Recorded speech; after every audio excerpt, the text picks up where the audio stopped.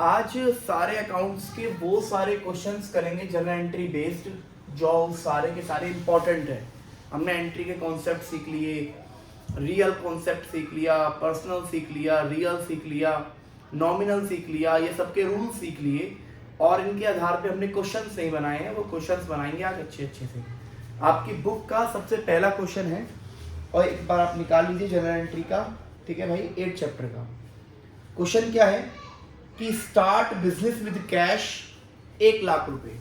मैंने आप सभी को बताया था जनरल एंट्री का जो फॉर्मेट होता है वो कैसे बनाया जाता है मेरे बच्चों। यहाँ होता है आपका एलएफ, जिसे कहते हैं लेजर फोलियो, ठीक है मेरे बच्चों। एलएफ मतलब लेजर फोलियो।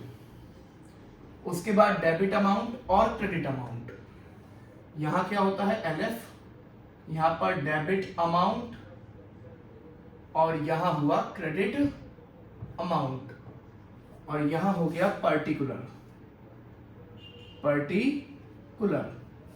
और मेरे बच्चों इसका फॉर्मेट कैसे बन गया ये आपके सामने। एक एक एंट्री कराऊंगा, सही से सिखाऊंगा, करते रहना मेरे बच्चों। पहली एंट्री है start business with cash 1 lakh रुपए।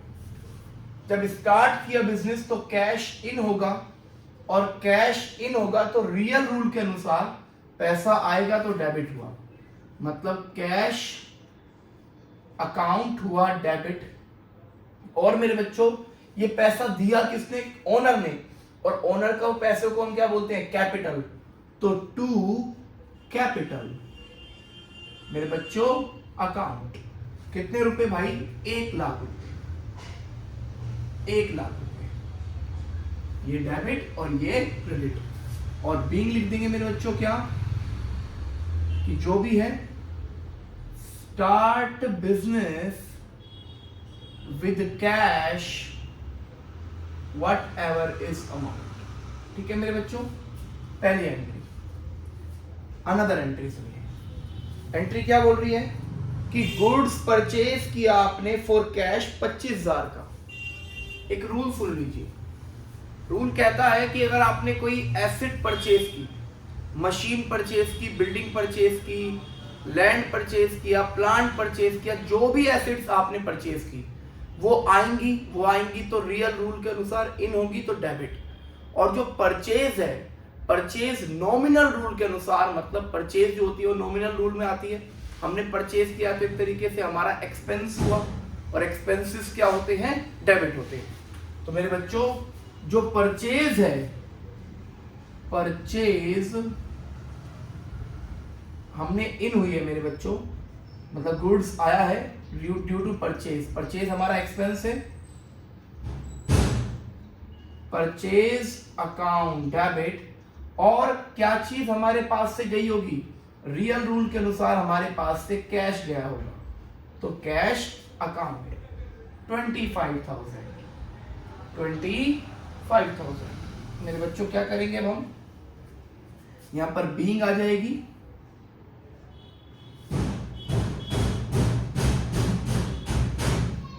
Purchase goods in cash. Easy है ना? चलिए एक और एंट्री करते हैं इसी के अंदर। अपने पास स्पेस है अभी मेरे बच्चों। अगली एंट्री क्या है? एंट्री है गुड्स परचेज किया पंकज से क्रेडिट में 18,000 का।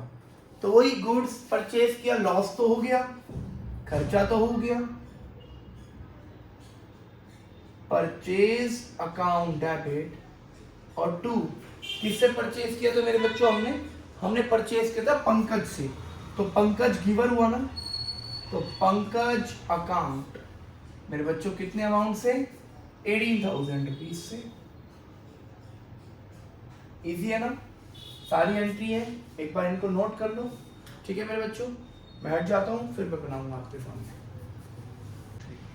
चलो और एंट्रीज देखते हैं इसी क्वेश्चन की, पहले वाले की। अभी आसान कॉन्सेप्ट है, अभी कराऊंगा, सारी एंट्री कराऊंगा आज।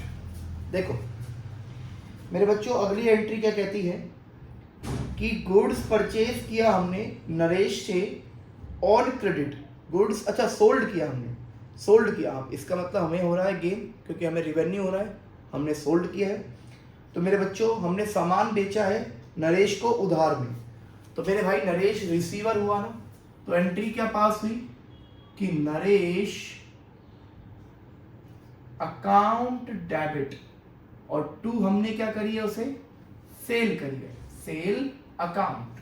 और मेरे बच्चों यहां पर आ जाएगी being goods sold to Naresh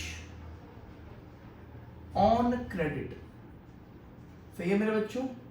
और कितने अमाउंट का सामान बेचा है हमने उसे 9000 का, तो 9000 रुपीज से नरेश डेबिट और 9000 रुपीज से सेल क्रेडिट। आगे चले, अगली एंट्री कहती है कि गुड्स पंकज ने वापस कर दिया। एक्चुअली मैं आपको एक बेसिक सा कॉन्सेप्ट बताता हूं गुड्स के लिए। बेसिक सा कॉन्सेप्ट क्या कहता है कि जो गुड्स जिस वजह से इन हुआ उस वजह को लिखेंगे। वजह क्या होती है, या तो परचेज आपने क्या करा होगा, या तो परचेज की होगी आपने, ठीक है, इन होने के लिए, या फिर आपने किसी को बेचा उसने कर दी सेल रिटर्न। और आउट किस वजह से होता है, आपने उसे सामान बेचा या फिर आपने परचेज करी और परचेज रिटर्न कर दी, है ना बच्चों। तो इन वजह से आपका जो गुड्स है वो जाता है, तो यही वजह आपको लिखनी होती है। ठीक है मेरे बच्चों, मैं एक बेसिक कॉन्सेप्ट बता रहा हूं। हुआ क्या है कि नरेश को हमने, पंकज को हमने सामान बेचा था, उसने हमारा सामान 12,000 रुपए का गुड्स वापस कर दिया। हमने बेचा था, सॉरी हमने उसे खरीदा था, हाँ खरीदा था पंकज से, तो हमने उसका सामान उसे वापस कर दिया। मतलब हमने कर दिया मेरे बच्चों, हमने उससे खरीदा था मेरे बच्चों कितने का सामान हमने उससे खरीदा था, हमने उससे खरीदा था 18,000 का। अब हमने उसे उसका सामान वापस कर दिया, मतलब हमने कर दी परचेज रिटर्न। जाएगा सामान मेरे बच्चों, किसको मिलेगा ये सामान, पंकज को। तो पंकज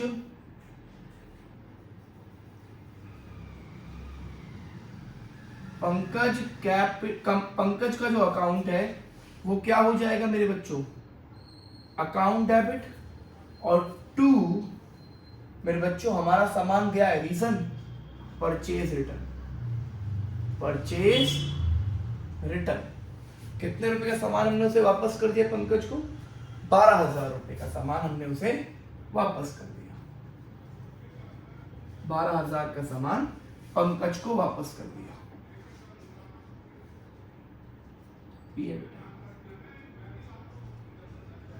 है ना, डन। पंकज को सामान हमने वापस कर दिया। एंट्री क्या पास होगी, इसको बीइंग क्या लिखेंगे, गुड्स रिटर्न टू, किसको दिया है, पंकज को। इजी ना। अनदर एंट्री सुनिए मेरे बच्चों, हुआ क्या है, आपको कमीशन मिली है, मतलब कमीशन आपने रिसीव की, कितने रुपए की, 2700 रुपीज की कमीशन का कैश मिला होगा। तो कैश अकाउंट डेबिट कितने रुपए से मिला, 27 से। तो कमीशन आपके लिए एक तरीके से इनकम का सोर्स है, और हमने नॉमिनल रूल के अनुसार पढ़ा है कि जब भी हमें इनकम हो तो वो क्रेडिट होती है। और वो क्या चीज है मेरे बच्चों, वो है हमारी कमीशन। कितने की भाई, 2700 रुपीज की। तो बीइंग क्या लिखेंगे हम, कमीशन रिसीप्ट इन कैश। इजी ना, नोट कीजिए मेरे बच्चों फटाफट इसे भी।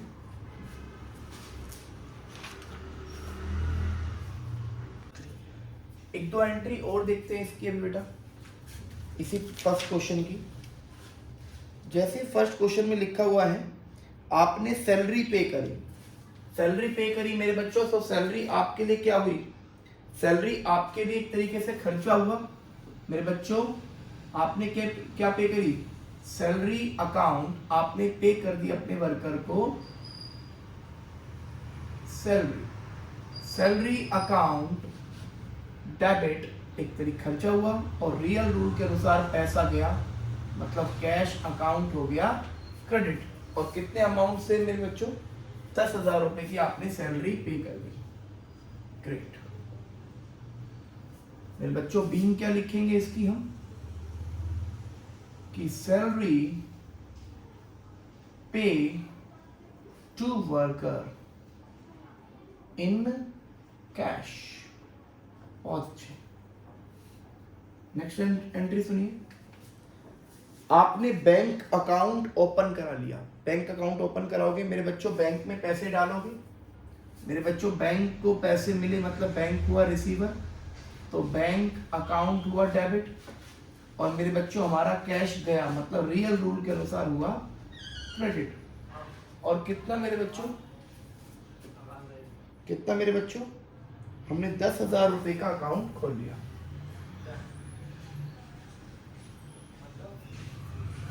और बीइंग बन जाएगी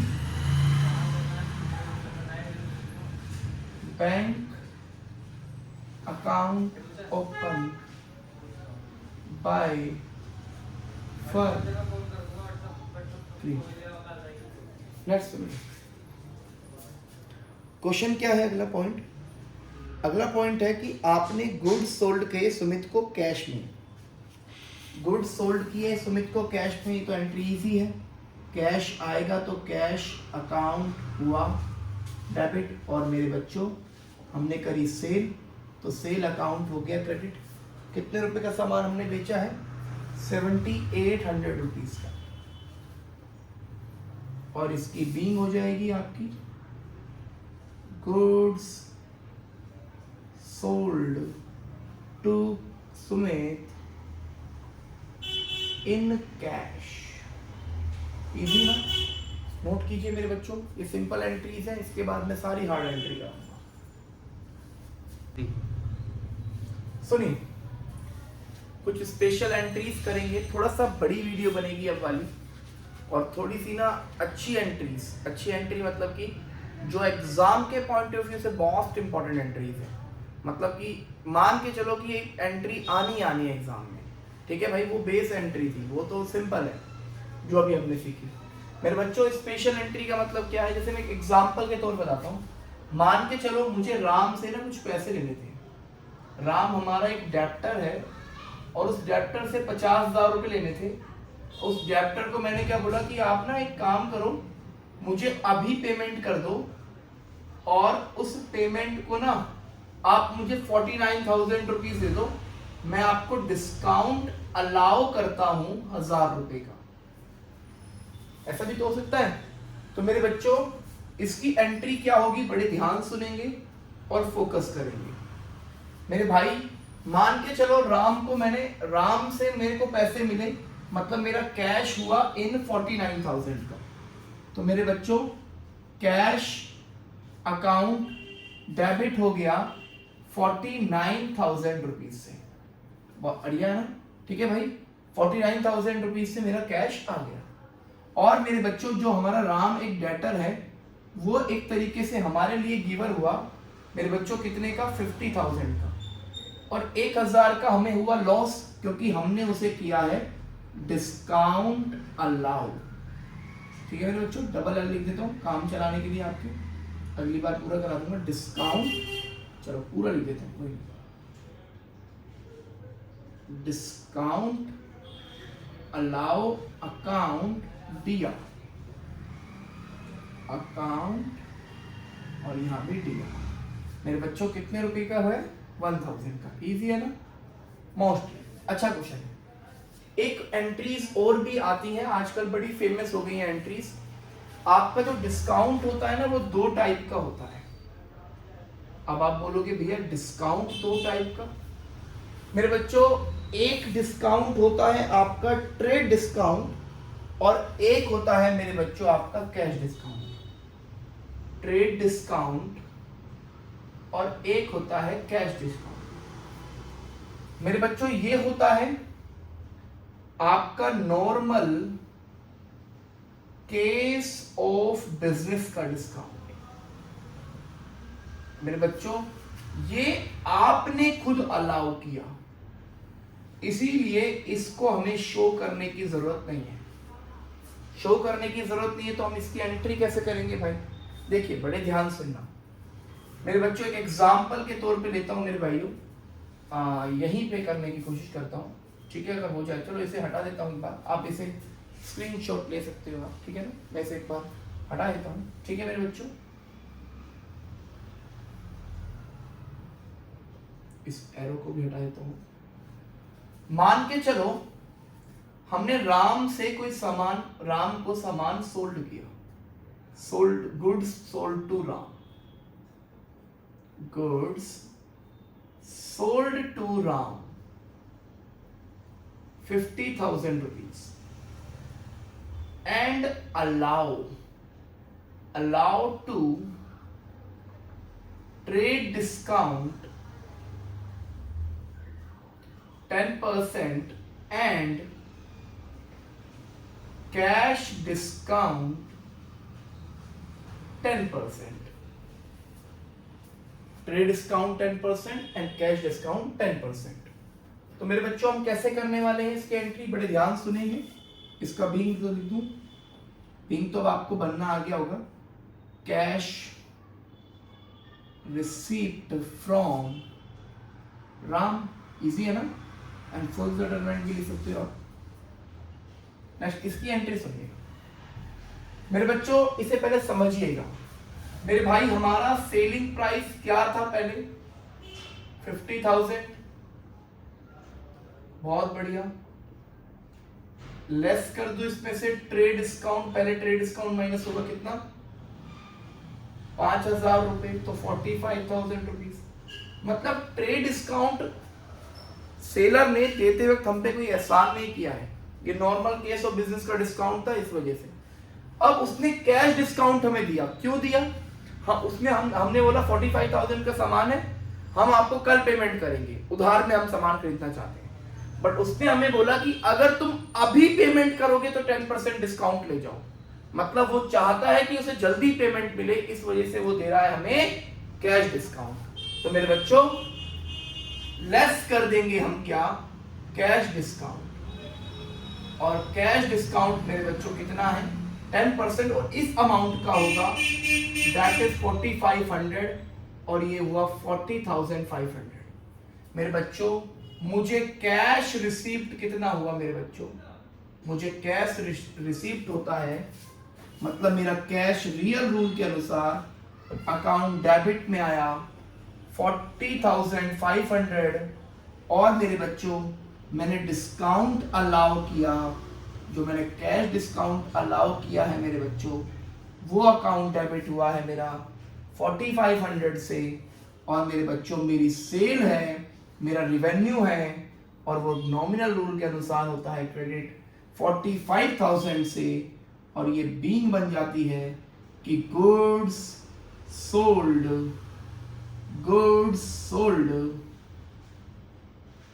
to Ram in cash. Easy ना? इसे नोट करो मेरे बच्चों, फिर मैं इसके अच्छे अच्छे क्वेश्चंस कराऊंगा आपको।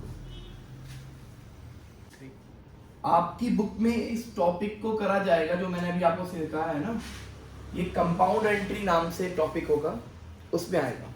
देखो पहली एंट्री है कि पेड करी सैलरी 30,000 रुपए की, रेंट पे किया 10,000 का, वेजेस पे किया 8,000 का।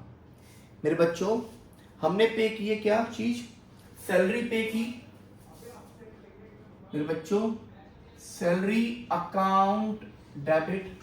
हमने रेंट पे किया, रेंट अकाउंट डेबिट, और हमने वेजेस पे करी, तो wages account debit. These are expenditures, खर्चे हमारे सभी डेबिट होंगे नॉमिनल रूल के अनुसार, और हमने चेक से पे करी, तो पर्सनल रूल के अनुसार बैंक हो गया क्रेडिट। कितने कितने अमाउंट से मेरे बच्चों? 30,000, 10,000, 8,000। 30,000 रुपीज यहाँ पर, 10,000 रुपीज यहाँ पर, 8,000 यहाँ पर, मतलब 48 यहाँ पर। और यहाँ पर बीइंग आ जाएगी मेरे बच्चों, मेरे भाइयों, पेड एक्सपेंसेस किससे मेरे बच्चों? बाय बैंक, है ना मेरे बच्चों? बैंक से पे करें। बहुत बढ़िया। नेक्स्ट एंट्री सुनिए, जो एंट्री मैं समझा रहा था। कह रहा है कि गुड्स हमने परचेज किए हरी से 30,000 के, उसने ट्रेड डिस्काउंट लगाया हमें 10% और कैश डिस्काउंट 2%, इमीडिएट पेमेंट दी हमने। हरी से मेरे बच्चों हमने सामान कितने का परचेज किया है? 30,000 का। क्या समझाया था? पहले माइनस करो ट्रेड डिस्काउंट कितने का मेरे बच्चों? 10%, मतलब इसी का 10% हुआ 3,000, तो 27,000 बचा। उसके बाद लेस करेंगे मेरे बच्चों कैश डिस्काउंट, है ना, और वो कितना है? 2%, और 2% होता है मेरे बच्चों 540। बचा कितना? 0, 6 और 9 में से 4 और 6 और 2, इतनी हमने उसे पेमेंट, हमने क्या करी? परचेज किया तो हमने पे करी। मेरे बच्चों हमने एक्सपेंस किया खर्चा, तो परचेज नॉमिनल रूल के अनुसार क्या हुआ? परचेज अकाउंट हुआ डेबिट। कितने रुपए का सामान हमने परचेज किया? 27,000 रुपए का। ट्रेड डिस्काउंट तो शो ही नहीं होगा। और हमने उसे कैश कितना दिया मेरे बच्चों? हमने कैश दिया है 26460। मेरे बच्चों हमें टोटल लॉस कितने का हुआ? हमें प्रॉफिट कितने का हुआ है? 540 रुपए का, मतलब 540 का। तो प्रॉफिट हुआ है तो क्रेडिट होगा। डिस्काउंट रिसीप्ट, डिस्काउंट रिसीप्ट कितना मेरे बच्चों? 540। और यहां पर हम इसकी बीइंग लिख देंगे, गुड्स परचेज फ्रॉम हरी। सही है मेरे बच्चों? इजी है ना? एक और ट्रांजैक्शन कराऊं इसकी, 1 मिनट दीजिए मुझे बस आप। मैं पहली वाली ऊपर वाली ट्रांजैक्शन मिटा देता हूँ, इस वाली ट्रांजैक्शन को कराऊंगा ना, बड़ी अच्छी ट्रांजैक्शन है। 1 सेकंड रुकिए। एक ट्रांजैक्शन और इसमें दी हुई है, इससे अगली वाली बड़ी अच्छी ट्रांजैक्शन है।